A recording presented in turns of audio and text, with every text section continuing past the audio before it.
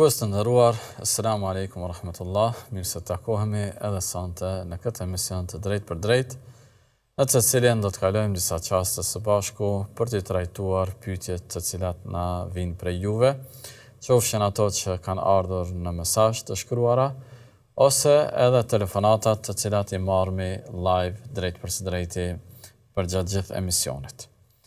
Pra mundeni me na telefonu kurdo që keni mundësi, numrat shfaqen në ekran her pas here, edhe mundeni me bë pyetjet cilat ju interesojnë për ta marrë përgjigjen nga hoxha. Kështu që po filloj me disa pyetje që kanë ardhur të shkruara në mesazh, edhe ndër tjera thot një shikues, kur njeriu përjeton padrejtësi, zhgënjime, probleme, si me ruajt besimin në Allahun dhe mos me humb shpresë. Nuk ka dyshim se jemi të jetu me një botë në të cilën padrejtësia, zullumi janë të shumta, edhe shpesh herë njerëzve ju ndodh, por kjo në asnjë mënyrë besimtarin nuk e luhat nga besimi në Allahun Azza wa Jall. Sepse Allahu i Madhnum është i gjithfuqishmi, dhe drejtësia e tij është absolute, urtësia e tij është e pafundme, edhe Zoti i Madhnum në këtë dunja çdo gjë që e ka krijuar në mënyrën më të përpikt dhe në atë mënyrë që po që se çdo gjë qëndron aty ku Allahu e ka lënë, çdo gjë do të shkojë si është më së miri. Sigur që është situata e galaktikave, planeteve, gjallësave tjera, i vetmi njeriu është ai i cili e bën rrëmujen, e bën fesadin, ndërsa Allahu i Madhum të gjithëve ju ka dhënë mundësi të barabarta në dunja. Ju ka dhënë mundësi për të punuar, ju ka dhënë mundësi për të furnizuar me rizq halal, por ja që njerëzit e keq përdorin me mënyra të ndryshme dhe nuk i përmbahen rrugës së drejtë. Edhe nga kjo shkaktohen vujtje, shqetësime, lëndime tek njerëzit të cilët nuk kanë faj. Edhe ndonjëherë ata lodhen edhe mërziten, edhe sikur e bëjnë pyetjen ku është Allahu, pse nuk i ndihmon Allahu, si me e kalu këtë situatë.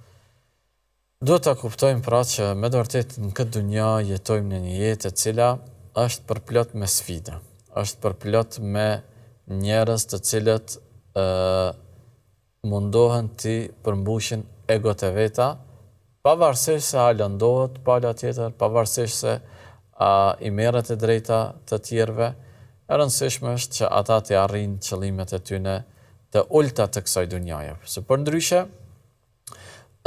secili me ambicien e vet, sikur ta synonte atë që është e drejtë dhe është halal, askush nuk do të lëndojë, askush nuk do të shqetësohej. Mirë po, besimi ju në Allahun Azza wa Jall është që edhe nëse në këtë dunja ndoshta nuk arri me marr hakun, me marr të drejtën, me marr meritën që na takon, duhet ta kuptojmë të nderuar shikues se kjo dunja është kalimtare. Sado që njeriu me pas vujtjen më të madhe në këtë dunja, dhimbjen më të madhe, smundjen më të rëndë, brengën e pafundme, prapë është dunja, është kalimtare dhe një ditë secili prej neve, edhe më i miri prej nesh, edhe më i keqi nga njerëzit, do ta dorëzojnë amanetin para Zotit, shpirtin e tyre, e kanë me dalë para Allahut me dhënë llogari.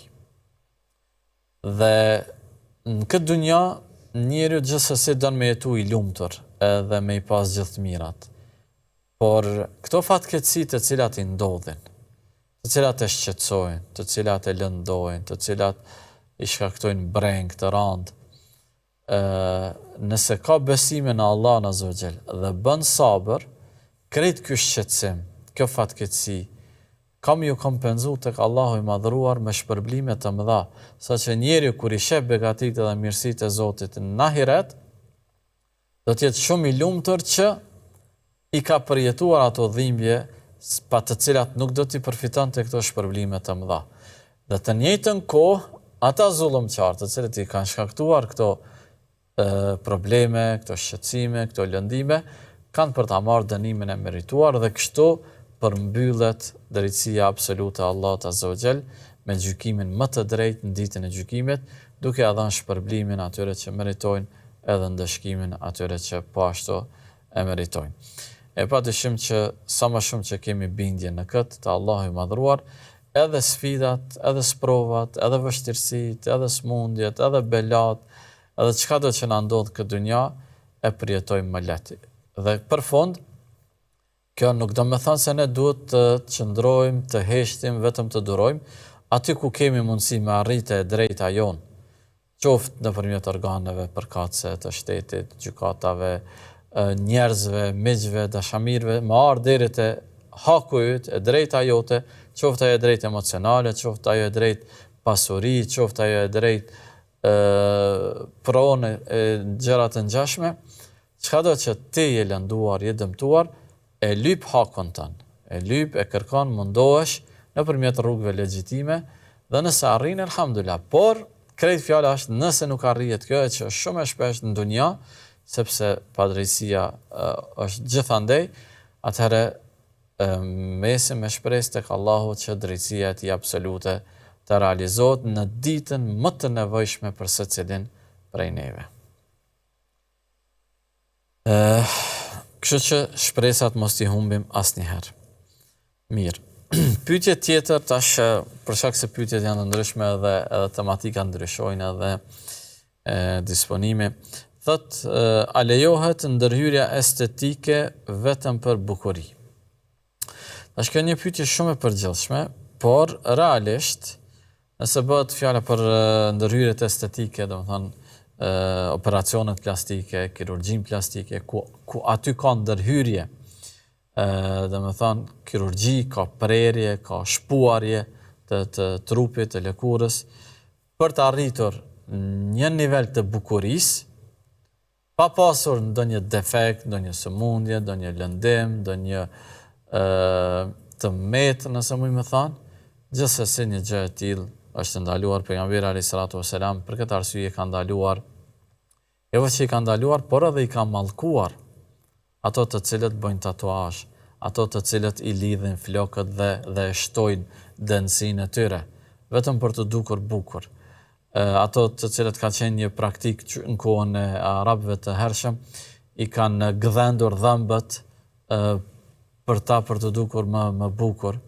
Gjëra të cilat pejgamberi sa i ka ndaluar, sepse i ka cilësuar se janë ndryshim i krijimtarisë së Allahut për të kërkuar zbukurimin.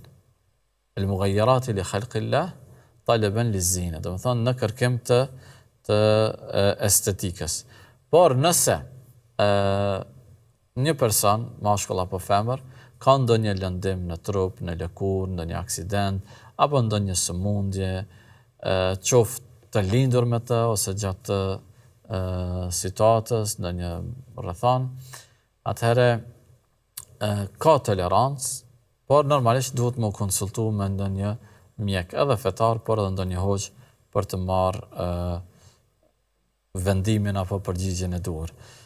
Mirë, a kemi një telefonat? Po.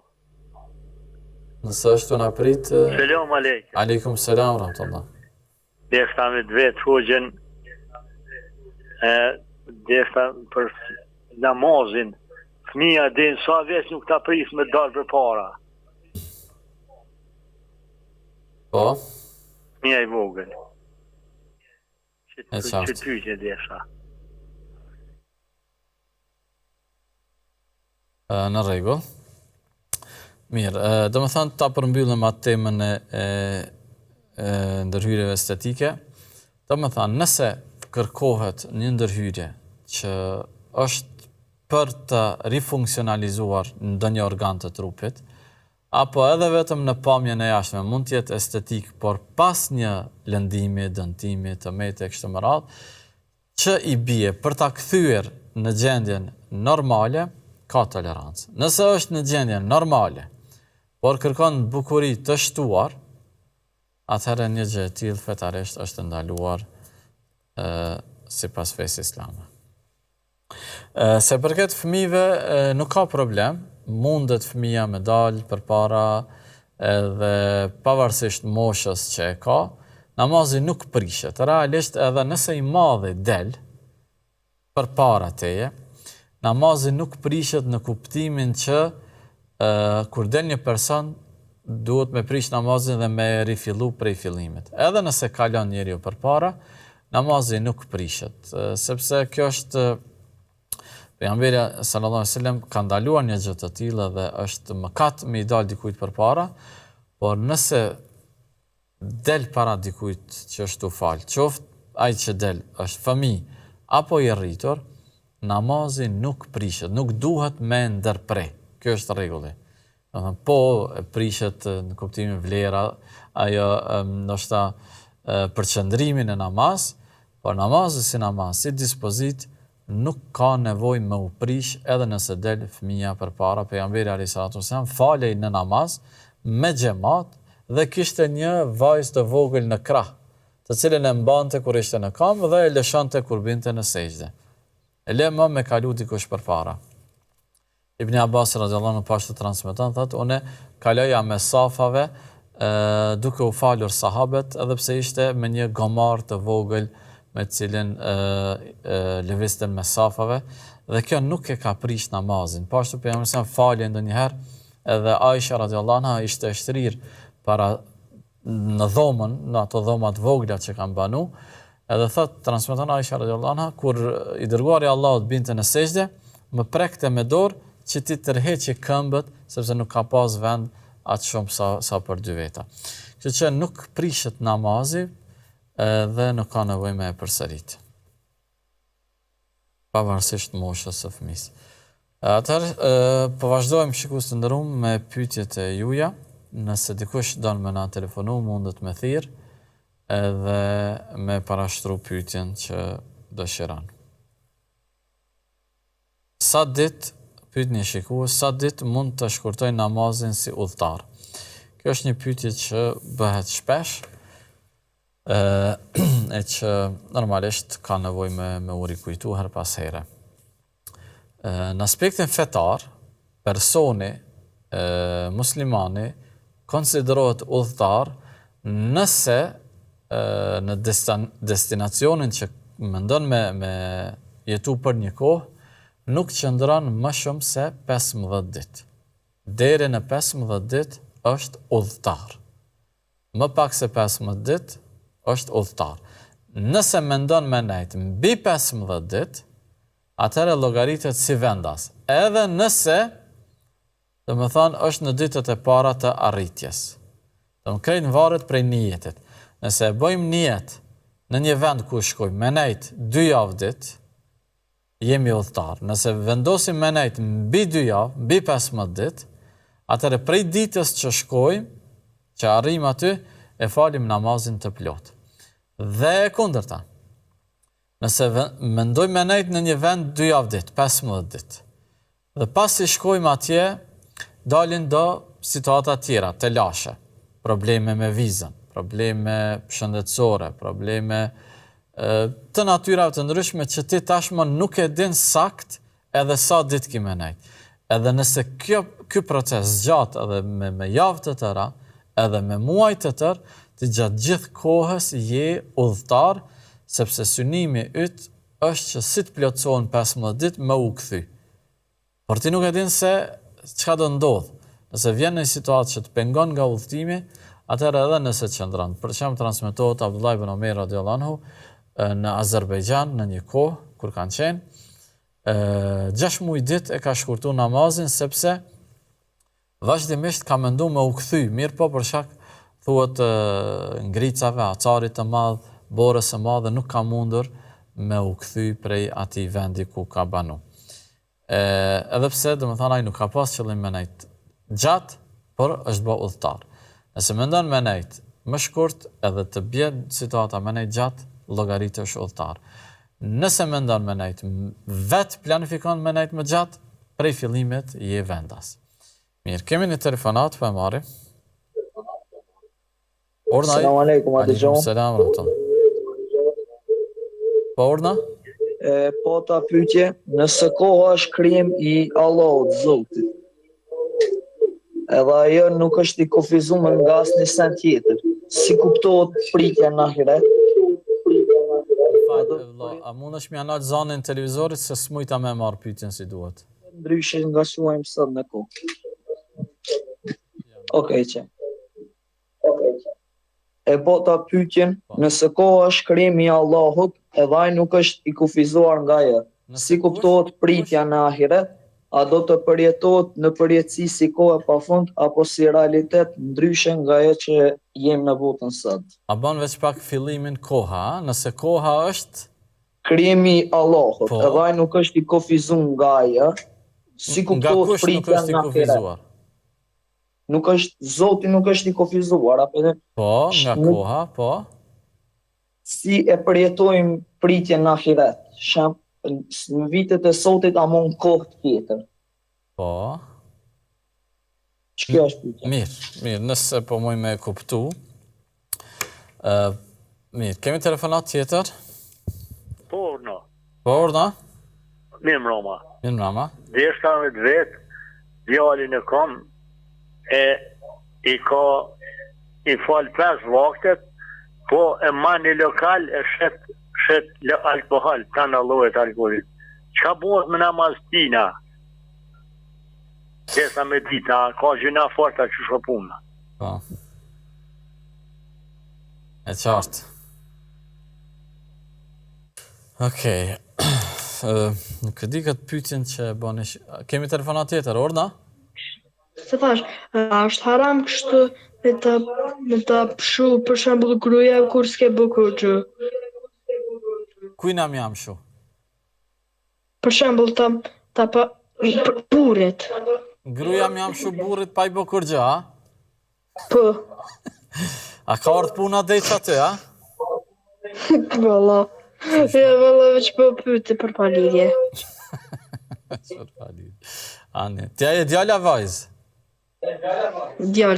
Djala, ani kur bosh burr bën burr i fort. Mos e bje puna deri çaty. Faleminderes. Çdo të mirë, Zoti të rujt.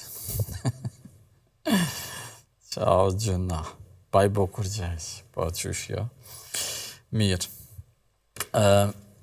Koha në këtë botë e ka dhe formulën e vetë në ligjet e fizikës, ta shonë e dorën zemër. Nuk i kam anë kujtes ato që kemi mësu fizik. Por, krejt që ka kuptohet prej kohës në kohën tonë, në jetën tonë, e cila është ndërlidhur me diellin, me lëvizjen e tokës e kështu me radhë, në botën tjetër është botë komplet tjetër dimensionale.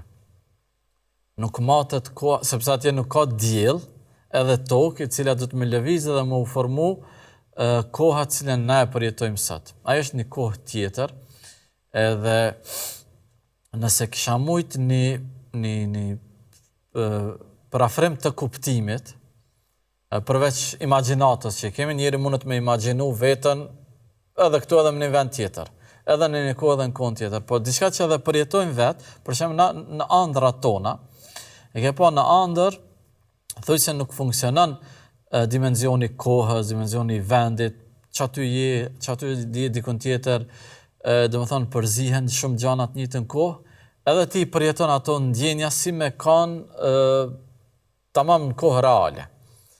E bota tjetër është botë me krejt dimensione tjera, edhe qato që ne ka lajmëru Allahu dhe i dërguari ti, kemi mi përjetu ashtu si që ka përshkruar Allahu dhe i dërguari ti. Kemi një telefonat, po e marim? Orna? Selam aleikum. Aleikum selam. I kam dy pyetje, dashta me të pyet për pranimin e lutjes ku mbukoj që shumë istikfar. A bën me ngrit pak zanin, nuk po dëgjoj mirë? Po, për pranimin e lutjes, më kanë thonë që, jo më kanë thonë, po kom bën shumë istikfar.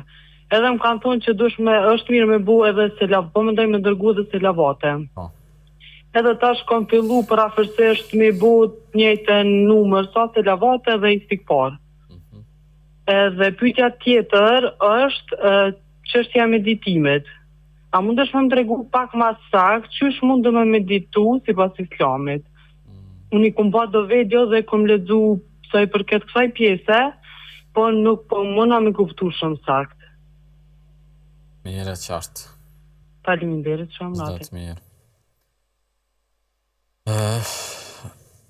Po, një shikues pak më herët pyeti djali i tij I fal 5 vaktet, mirë po në lokalin e tij mban alkool, çka bëhet me namazin e tij?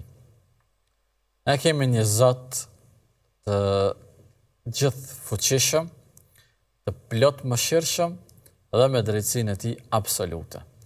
Allahu I madhruar shpërblen për punët e mira dhe për punët e këqija nëse don ndëshkon, nëse don fal. Kjo është prej mirësisë së tij. Drejtësia e tij, do më thonë, bie plotësisht në vend nëse ai të ndëshkon, sepse e meriton, por se mëshira e tij është shumë e madhe, e që ndonjëherë edhe kur jemi me faj, e besa dhe shpesh herë, se jo vetëm ndonjëherë, Zoti I madhnuar na falë na mëshiron. Do ta vazhdoj inshallah përgjigjen veç për e marrë këtë telefonat. Orna? Alo? Po, ordani? Alo, selam aleikum. Aleikum selam. Hoq, e kom një pyetje kështu pak, koqa shumë herë e kom diskutuar me disa xhallar, por nuk ende nuk u marr ndonjë përgjigje. Edhe kështu që kisha kërkuar pak edhe mundësi prej jush, pak më ndihmu, se unë deri diku në kuvasi pak atë jam mundu kështu pak me zgjedh, po nuk u mujt krejt definitiv. Por çështja është rreth çapës, për gurin e zi çapës. Ai guri që ka ra për para, me njerë me kur ka fillu Ibrahimi a.s. dërtimin e ai guri ka ra. Edhe se kur ka ra I guri, ai ka qenë guri I bardh. Mirë, po për me njerë që ka është zi. Edhe aty ka pas dhe qopat gurve, edhe deri sa bile kanë pas çështja më ardhe edhe deri konflikti mes fisëve aty. Mirë, por në ato momente ka kaluar Muhamedi a.s. edhe ka marrë 4 asaj fise, e kanë qit gurin aty, ato çopat I kanë qit, edhe e kanë shtim rana që mi dal ato par kazafytje me shtyne. Po tash ati guri, unë po më intereson, është aq interesant, nuk është guri I arave, nuk është guri në I gjë që është hape në I tope meteorit I kujna, asen. Po ai është guri shumë I vlefshëm, me e ditë me thonin e atina guri.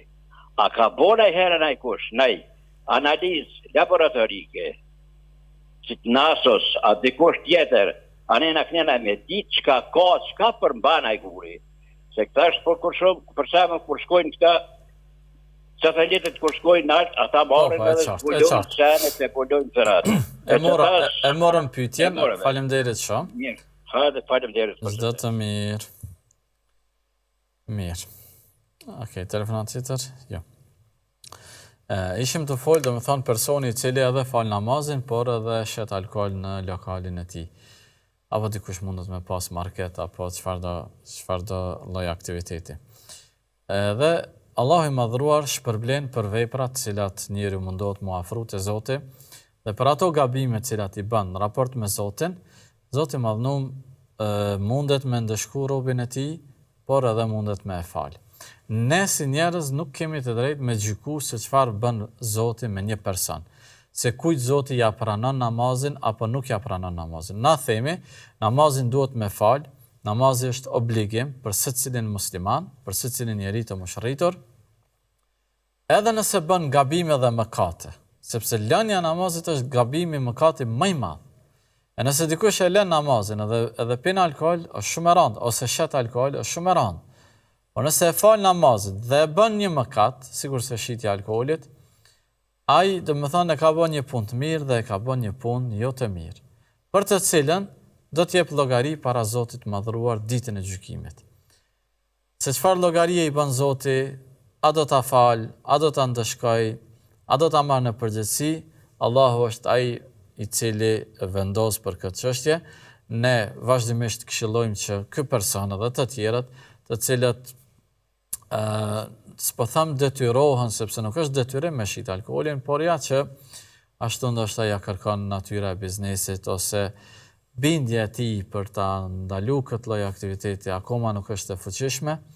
Në namazin që bën, le ta lut Allahun që ta forcoj bindjen e tij, që ta shmang alkoolin, duke ashtuar rizkun halal, duke ashtuar punën halal, sepse nuk ka gjë të mirë për e alkoolit. Sa do pasuri me fitu, sa do klientel me pas, alkooli nuk sjell asnjë gjë të mirë. Mirë po përderisa vazhdon në këtë mënyrë, është gjuna sepse e ushqen familjen e tij, e ushqen veten e tij me të hyra, me të ardhra të cilat janë prej haramit. Bile spaku, nëse kushtimisht po them dikush e ka si një lloj detyrimi me mbajt alkool në lokalin e tij apo marketin e tij apo hotelin e tij e të tjera, atëherë fitimin e alkoolit mos me përzi me pasurinë e familjes, me buxhetin familjar, por me e dhanë për bamirësi. Jo që kjo e amniston edhe e lejon, po spaku të mos ushqej veten e tij me atë që Zoti i Madhënuar me ka ndalu. Një djalosh, pyetja është gjuna, me godit gruaja burrin pa faj, pa i bë kur gjë, po gjithsesi. Goditja është ndaluar si prej burrit, si prej gruas, sidomos kur është pa faj, çdo padrejsi, çdo zullum, çdo ngritje dorës, është gjë e ndaluar. Allahu na udhëzon dhe pejgamberi i tij alayhi salatu wassalam na mëson që të kemi jetë të begat, bashkëshortësi të lumtur. Allahu vetë ka quajtur me wadda wa rahme, dashuri dhe mëshirë. Do me thonë gjana të cilat njeriu gjen kënaqësinë me familjen e tij, si bashorti, si bashortja. Hunna libasul lakum wa antum libasul lahun.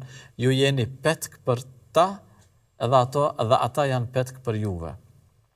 Do thonë dy bashortët e plotësojnë njëri tjetrin, edhe sa më pak të lashe mes tyre, fëmijët rriten më të lumtur, edhe shoqëria përmirësohet. Allah na përmirësoft gjitha familjet tona.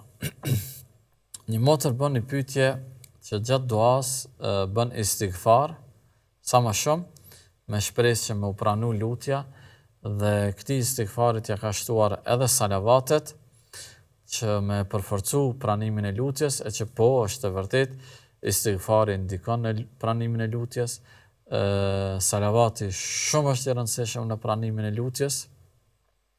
Sa që njëherë një sahabi, Ubej ibn Kabi radiallahu anhu, ishte duke bë dua edhe i thot pejgamberit alayhi salatu wassalam, ja Rasulullah, në lutjen time, në duan time, në pjesë të madhe ta dedikoj ty, do të dërgoj salavate për ty. Derisa ka thënë edhe gjysmën e lutjes e ndaj salavate për ty. Dhe pejgamberi sa vazhdimisht e inkurajon që edhe më shumë me bë salavate, derisa 2/3. Edhe në fund thot ky sahabi thot, atëherë ja Rasulullah, gjithë lutjen time do ta bëj vetëm salavat për ty. E thot pejgamberi alayhi salatu wasallam, nëse vepron kështu, atëherë derë të yt, domethënë do të largohet dhe lutja yte do të përgjigjet. Sepse kur robi, njeriu, burr apo grua, don për Allahut diçka, dhe Allahu din çka kemi na nevojë, i din gajlet tona, e kupton gjuhën e shpirtit të zemrës tonë, hiç pa fol, edhe ndjen dhimbjen e shpirtit tonë, hiç pa e shpreh. E në këtë situatë, kur ne dërgojmë salavate ndaj pejgamberit alayhi salatu wassalam, e lutim Allahun që Allahu ta lavdëroj të dërguarin e tij dhe t'i jep paqe dhe shpëtim, atëherë Allahu i lartësuar na e kthen të njëjtën lutje për neve. Dhe kur Zoti ta dërgon ty salavatin, që në kupton se Zoti ta shpreh lavdërimin dhe falënderimin, atëherë ti nuk kemë pas gajle, nuk kemë pas shqetësime. Mirë po, kur arrihet kjo, duhet me arrit në nivel të lartë, të përkushtimit, të bindjes së thellë, e pastaj atëherë vijnë përgjigjet. Edhe kjo shumë ndihmon pjesa e fundit që e bën në pyetje, meditimi, që nënkupton se njeriu mu fokusu në thellësi të kuptimeve, nëse bëhet fjalë për meditimin në Kur'an, ato ajetet që i lexon, me u mundu mas pari me i lexu kuptimet që i kanë shprehur dietarët të atyre domethënieve, edhe me u mundu me i përjetu sa më afër zemrës realitetin atyre, kur lexon për madhështinë e Allahut, kur lexon për xhennetin, kur lexon për xhehenemin, ku lexon për krijimtarin e Allahut, të gjitha ato mi përjetu sikur se Allahu po të flet ty në atë moment. Sikur se ti me dëgju fjalën e Zotit. Ajo është thellësia e meditimit. Çuçi ka përshkruar i dërguari alayhi salatu wassalam në hadithën e Gjibrilit, el ihsan. Gjibrili e pyeti, çka është ihsani? Çka është përpikmëria? An ta'budu Allaha ka'annaka tarah, fa in lam takun tarahu fa innahu yarak. Që ti ta adhurosh Allahun sikur se ta shohësh. Edhe pse ti nuk e sheh, dhe asnjë prej neve nuk e sheh, por se ai Allahu neve na sheh. E kur na kemi bindjen e plot që Zoti madhruar na shef neve, dhe lidhemi në namaz, dhe dim se Allahu është duke na pa dhe ne jemi drejt tij, edhe kjo ndjenjë vazhdon të fuqizohet në mendjen tonë, në shpirtin tonë, deri në atë nivel që ti kur je në namaz nuk vren asnjë gjë për rreth teje përveç lidhjes tane me Zotin, sikur që kështu kanë vepruar të parët tanë, cilët kur kanë fal namaz, dikujt ju ka rënuar muri para shtëpisë, tjetrit i është prerë dhe amputuar këmba në namaz, sepse kanë qenë në gjendje të thellë të shpirtit të afërsisë me Zotin. E normalisht kjo nuk arrit për një herë, por me këtë përkushtim duke përmendur Allahun, duke e medituar madhështinë e tij, duke medituar krijimtarinë e tij, lehen Allahut dal nga dal njeriu arrin për ta shijuar këtë kënaqësi të meditimit dhe një gjendje të bindjes së plot që pastaj Allahu i madhruar t'i përgjigjet lutjes së robit të vet.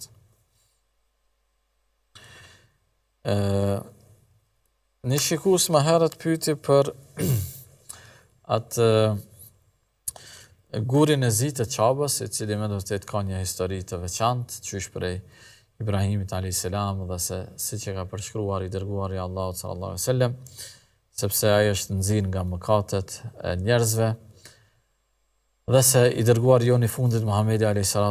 ka pas një rol shumë të rëndësishëm në raport me atë gurin, ku i ka pajtuar fiset me një vendim të tij që ka marrë, por se mbi gjitha ky guri i cili ka me dëshmu për secilin për atë që e ka përshëndet në ditën e gjykimit, prapë është një guri. Omer radiallahu anhu e ka thënë fjalën e tij madhështore. O gur, ti je gur. Ne nuk ta adhurojmë ty, ne nuk e adhurojmë gurin, ne nuk e adhurojmë Qabën, ne adhurojmë Zotin e Qabës. Në mënyrën që ai na ka mësuar neve. Kështu që ne e prekim gurin, e puthim gurin e zi, e përshëndesim gurin e zi, por se ai nuk na bën asnjë dëm apo asnjë dobi si guri në vetveten e tij. Pra Omer radhiyallahu anhu ka thënë gurit, ti je gur, po të mos e kisha parë të dërguarin Allahut që të puth e të prek, nuk do ta bëja një gjë të tillë. Po ne e prekim dhe e respektojmë për shkak se i dërguari Allahut na ka mësuar kështu, e jo se ai ka ndonjë domethënë veti hynore, Zoti na rujt, ne nuk e adhurojmë gurin e zi. Sa ka hulumtime dhe studime rreth materjes së atij guri, llojet atij guri e kështu me radhë, nuk e di dorën zemër, nuk më kujtohet që ka hulumtime, sikur që ka ndoshta për ujin Zemzem, ka hulumtime begit veçanta, por për gurin e zi mund të ketë diçka prej hulumtime, por për momentin nuk kam në kujtesë ndonjë informat për këtë gjë. Atëherë shikues të nderuar, ne po e bëjmë këtu një shkputje të shkurtër, pas pak do të rikthehemi, qëndroni me ne.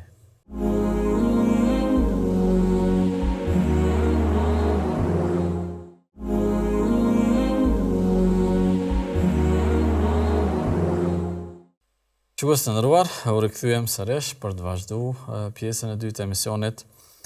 Këtij emisionit drejt për drejt në cilin po trajtojmë pyetjet e juve. Qofshin ato që na telefononi drejt për drejt ose ato që na keni dërguar në mesazh dhe të cilat po i lexojmë me radhë. Ndërkohë që tashmë jemi kyç në këtë pjesë, ju mundeni me na telefonu. Numri është i shfaqur në ekran dhe na thërrni që ta parashtroni pyetjen e juaj. Në pyetje thot, a lejohet më u fal ulur kur je i lodhur apo i sëmur? falja e namazit ullur është e lejuar e toleruar në rastet ku njeriu është i sëmur edhe nuk mundet me qëndru në këmbë.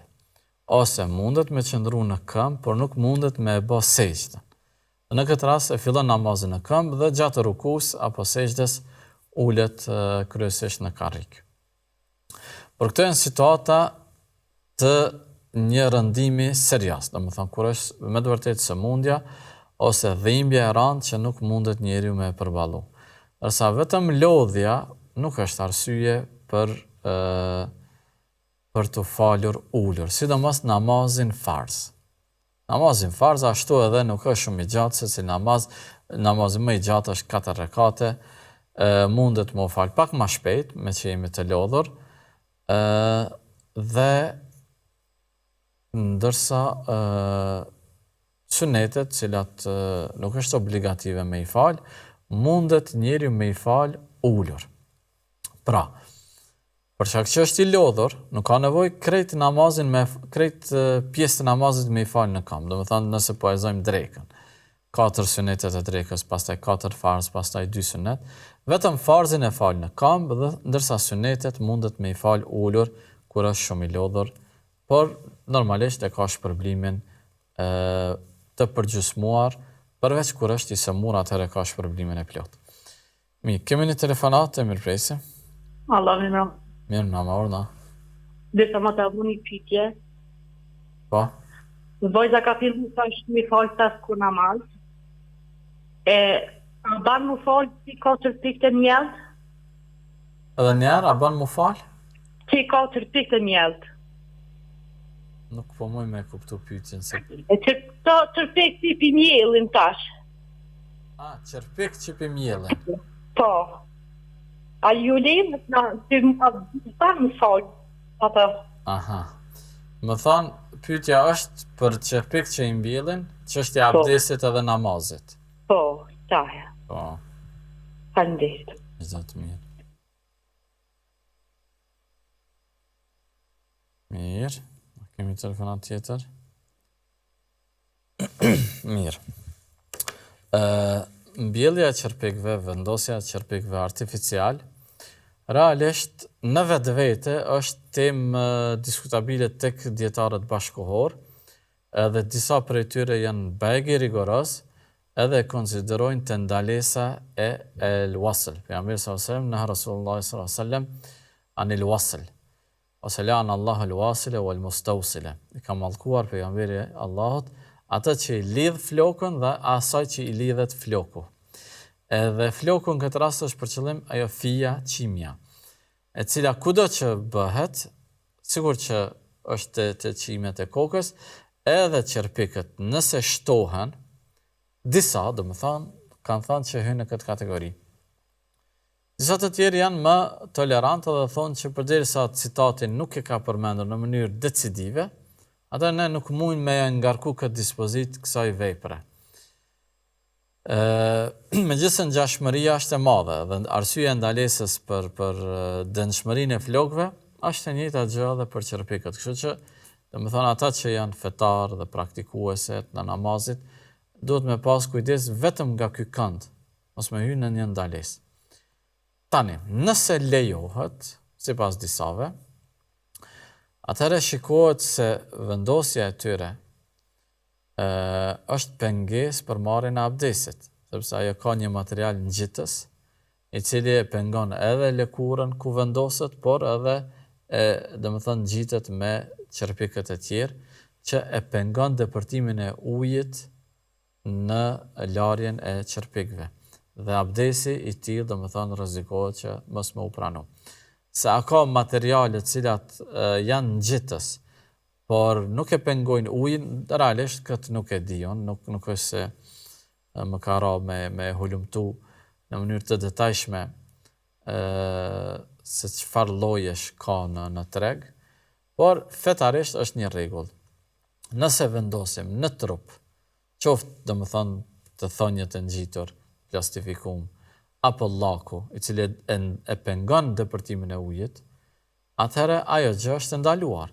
Por nëse është vetëm ngjyrë, sigur se lyerja e flokëve, me ngjyra të ndryshme, apo lyrje e qërpikëve me makijazh apo vetullave, ato nuk e pengojnë marrjen e abdesit, por vendosja e materialeve shtesë, ngjitës, llak e të ngjashme, ato e pengojnë abdesin, edhe abdesi nuk pranohet.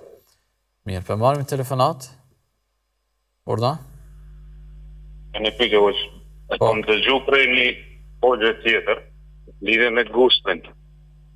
Shembull gjatë verës, gusëll kemi, avdes kemi, veç në rastet kur kemi marrëdhënie, kur jemi të përpis, për shembull kur hym për me u pastru, edhe marrim gusëll, atëherë kemi gusëll. Por nëse hym me u pastru për çfarë, veç pse kemi nxehtë, atëherë nuk kemi avdes, duhet me dalë edhe me marrë avdes pranë. A është çështu sipas Islamit apo nuk është?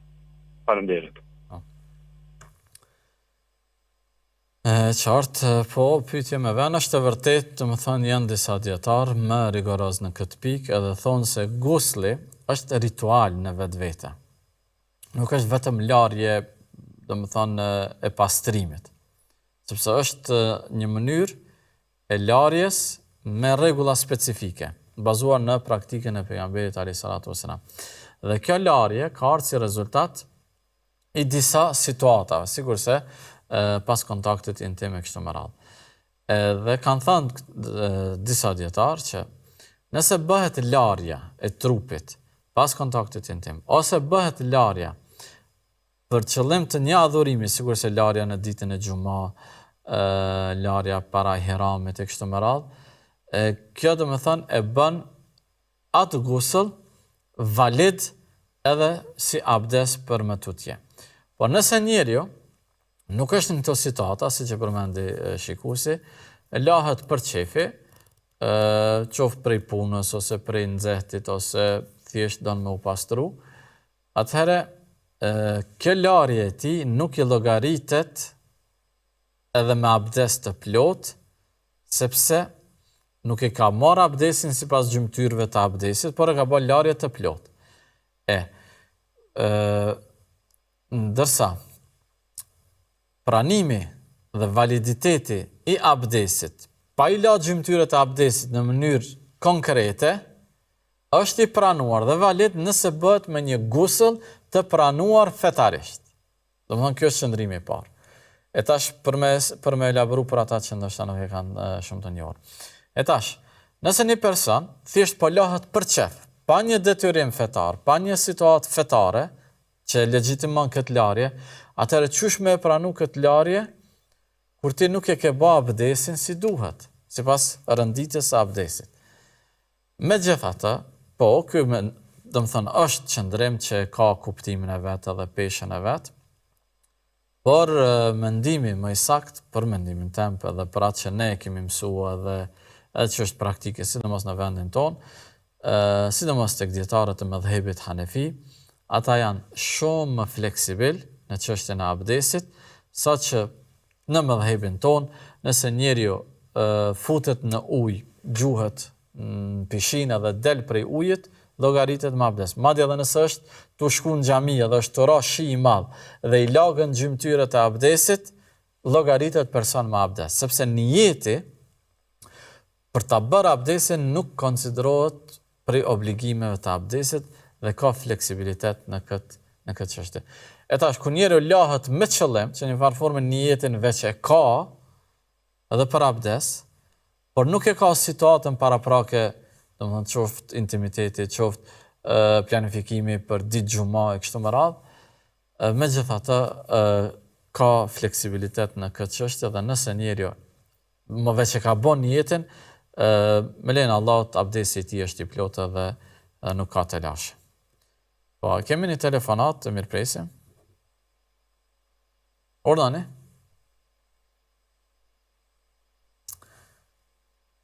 Po, mirë, më sa duket. Selam aleikum. Po, aleikum selam, orda. E kam një pyetje për Hoxhën. Po, orda.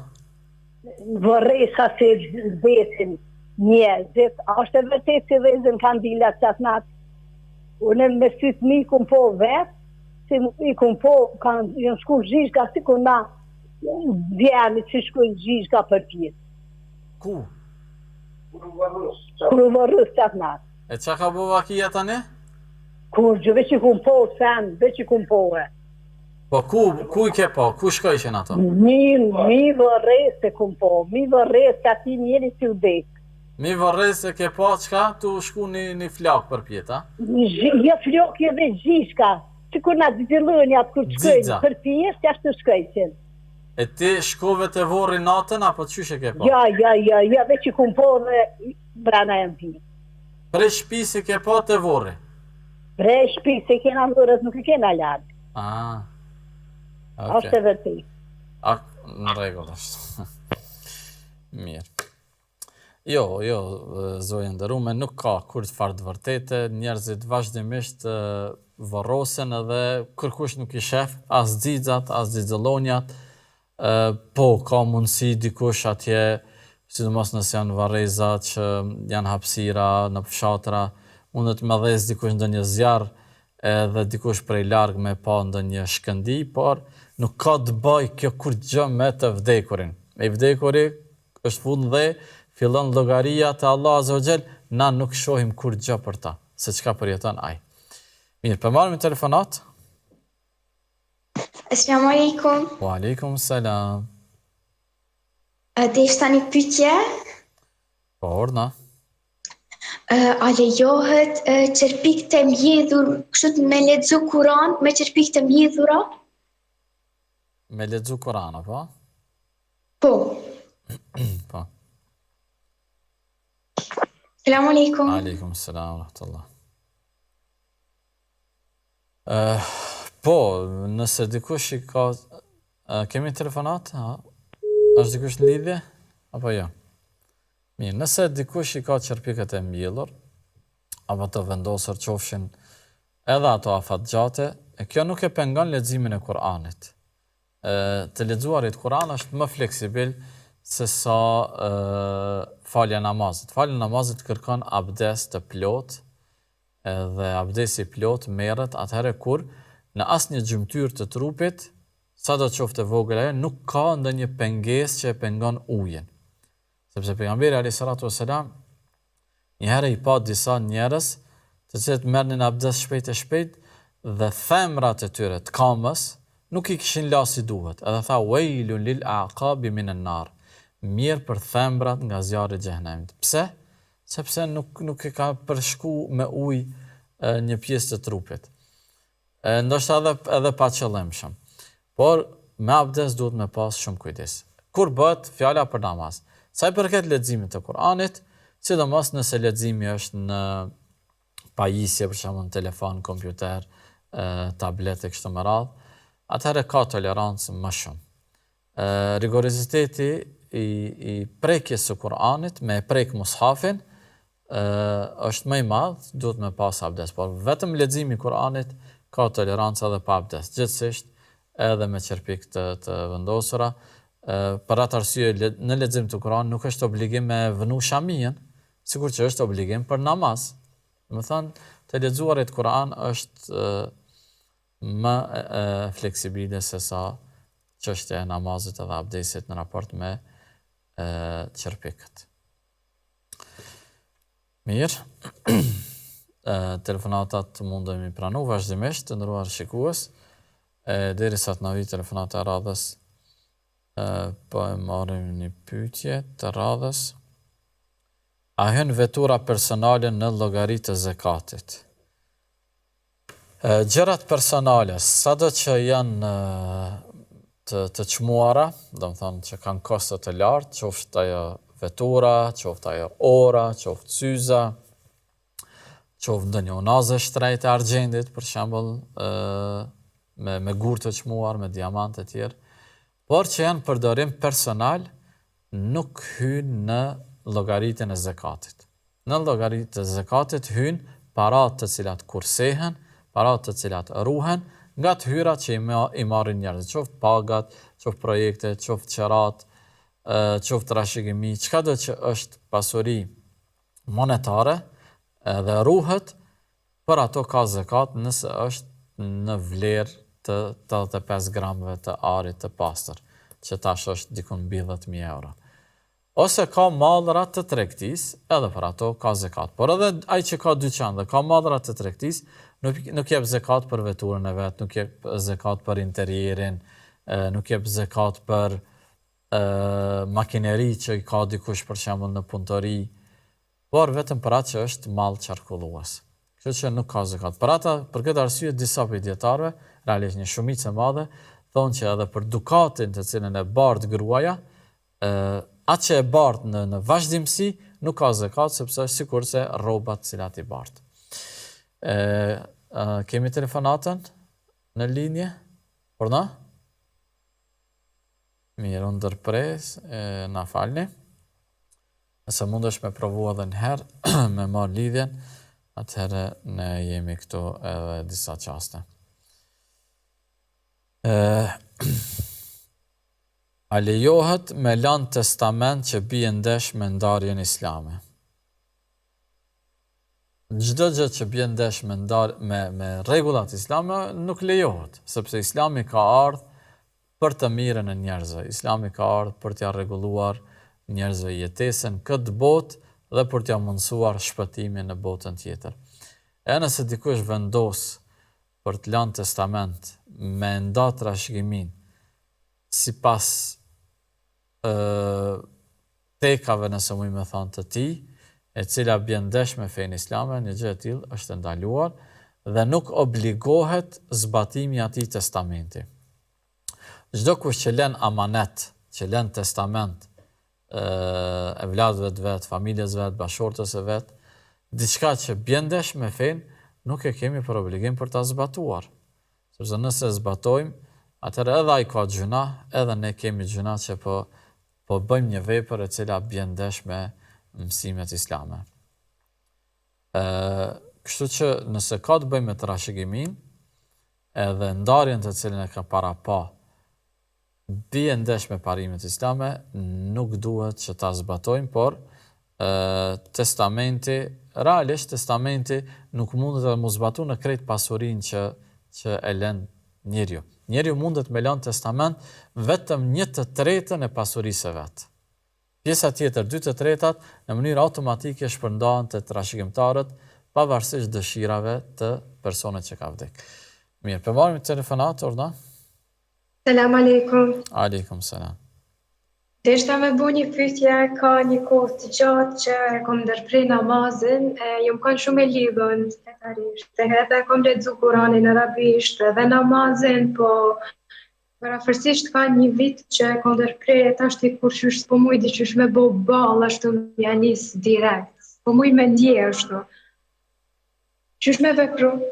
A keni arsye pse e ke ndërprej? Jo. Mirë. Faleminderit për telefonatën. Do të mundona me përmbledh një këshill inshallah. Mira, kemi edhe dikën tjetër të prit lidhje? Alo? Po, orda? Selam aleikum. Aleikum selam. Blesa një pyetje. Pasi të përfundohet namazi, çdo kohë namaz, a është më mirë mi thonë Allah i ka bull, Allah i ta pranur, s'ka më mirë. Qysh është rregull, qysh do të më konë. Mos i të përfundohet namazi, e qartë, faleminderit shumë. Faleminderit. Zatë mirë. Shikosja më herët, shpreh një shqetësim që pe ka vështirë me u rikthy namazit pas një kohë që e ka fal namazin dhe ka lexu Kur'an. E që realisht, unë pavarësisht kësaj gjendje, unë përshëndes, e mas pare edhe guximin për me e shfaq këtë pyetje, këtë problematik, se kjo të regon që ki një dert, edhe të brengos kjo gjendje. Po ja që ndoshta jemi në një gjendje emocionale apo rrethanat cilat nuk po ta ndihmojnë rikthimin në namaz. Qoftë ndoshta angazhimet, qoftë ndoshta prekupimet me cilat merresh, qoftë ndoshta rrethi, shoqëria, qoftë ndoshta faji që e ndjen, edhe tu e ditë se çfarë vlere ka pas namazi edhe e ke lanë, shejtani mallkum vazhdimisht mundohet me ta bë të rënd mos kthimin në namaz. Edhe me të fut në mendjen tonë lloj-lloj cytje, lloj-lloj si më thon pasigurish, edhe lloj-lloj dyshime në veten tonë, që ti mos më u kthy namazit, duke menduar se çfarë dobi e ka, nuk jam serioz, her me lan, her me nis, edhe gjithmonë këto brenga, këto shqetësime, këto mendime ta rëndojnë situatën edhe ti veç kalon koha dhe nuk falesh. Është shumë e thjeshtë motër nderuame. Bismillah, merr abdes, kthehesh ka kibla, fal namazin edhe nëse nuk e ndjen. Sepse nuk është patjetër gjithherë me ndjena namazin. Sepse është sfidë, është provë, shejtani mallkuar ta bën të rënduar. Por edhe nëse nuk e ndjen, falo, ktheu ka kibla, fale vetëm farzin. Nëse s'mundesh me ju rikthy 5 vakteve për një herë, ktheju që aty në vakteve cilat ti ki disponim më shumë. Qoftë ai sabahu, qoftë ikindia, aty që ti e gjan veten më rahat edhe më lehtë. Sepse nëse nuk mundesh me i fal 5 vaktet, fali që ato që mundesh. Edhe kur të fillosh me ndjek kënaqësinë që aty në vakteve që jetu i fal, me lejen e Zotit kalon edhe në vakte tjera. Mira është që ti po mundohesh, ka njerë që heq dert nuk e kanë. Qyshe jetojnë ata jetën pa namaz, heq. Dhe më thonë, kalon dita, kalon nata, kalon java, kalon muji, kur para në sejde. Qysh menojnë këta njerëz me dalë para Zotit. E tash ti përderë sa ki këtë brengë me lejen Allahut, duke lutë Zotin me të forcu, por mos prit shumë, mos prit analiza, mos prit meditime, mos prit me të hap qielli ty me të ardhë dikush edhe me thonë hajde falu. Ktheu të Zoti sa je shëndosh e sa je mirë, para se me ndodhë një fatkeqësi, e me detyru ajo fatkeqësi me u kthy. Bash një ditë e pata një bisedë me bashortën, po më tregon për një shoqe të veta, e cila kishte fal namaz një kohë, sa ka qenë e re, mas në jeta, puna, angazhimet, martesa, ka ikë për namazit. I ka ndodhë disa fatkeqësi, edhe normalisht njërë në fatkeqësi i kthehet Zotit, se shpirti e lyp madhështinë e Zotit. Mirë po, ajo i ka thonë shoqës, mirë është që jam kthy, jam pendu, por për ndjej vetën një farfaj, një fardopsie, qysh u bona që me mardhë mu fatkeqësia e më kthy ka Zoti.